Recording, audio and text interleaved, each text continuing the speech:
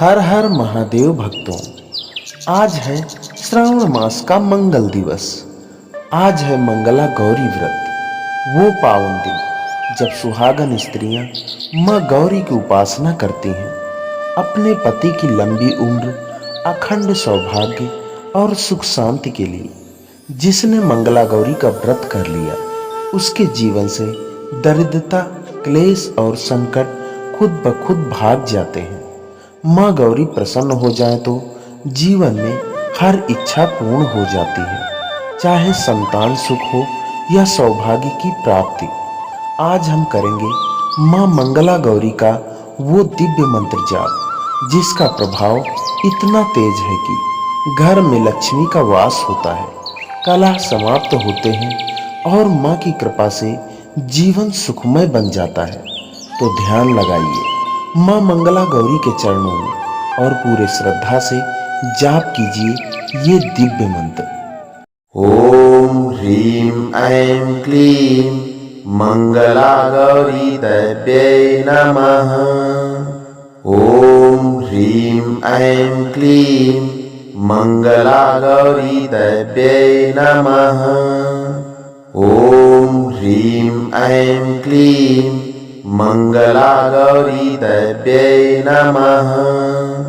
ओम ह्रीं ऐं क्लीं मंगला गौरी देव्यै नमः। ओम ह्रीं ऐं क्लीं मंगला गौरी देव्यै नमः।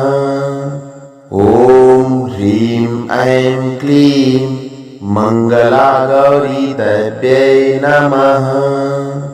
ओम ह्रीं ऐं क्लीं मंगला गौरी देव्यै नमः। ओम ह्रीं ऐं क्लीं मंगला गौरी देव्यै नमः। ओम ह्रीं ऐं क्लीं मंगला गौरी देव्यै नमः। ओम ह्रीं ऐं क्लीं मंगला गौरी देव्यै नमः। ओम ह्रीं ऐं क्लीं मंगला गौरी देव्यै नमः।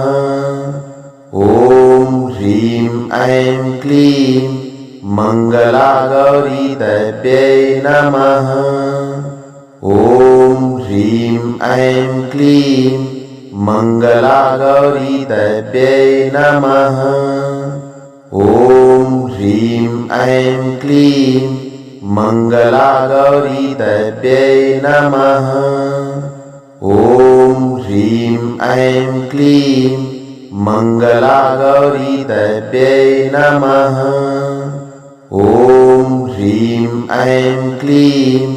मंगला गौरी देव्यै नमः। ओम ह्रीं ऐं क्लीं मंगला गौरी देव्यै नमः। ओम ह्रीं ऐं क्लीं मंगला गौरी देव्यै नमः। ओम ह्रीं ऐं क्लीं मंगला गौरी देव्यै नमः। ओम ह्रीं ऐं क्लीं मंगला गौरी देव्यै नमः। ओम ह्रीं ऐं क्लीं मंगला गौरी देव्यै नमः। ओम ह्रीं ऐं क्लीं मंगला गौरी देव्यै नमः। ओम ह्रीं ऐं क्लीं मंगला गौरी देव्यै नमः। ओम ह्रीं ऐं क्लीं मंगला गौरी देव्यै नमः। ओम ह्रीं ऐं क्लीं मंगला गौरी देव्यै नमः। ओम ह्रीं ऐं क्लीं मंगला गौरी देव्यै नमः। ओम ह्रीं ऐं क्लीं मंगला गौरी देव्यै नमः। ओम ह्रीं ऐं क्लीं मंगला गौरी देव्यै नमः। ओम ह्रीं ऐं क्लीं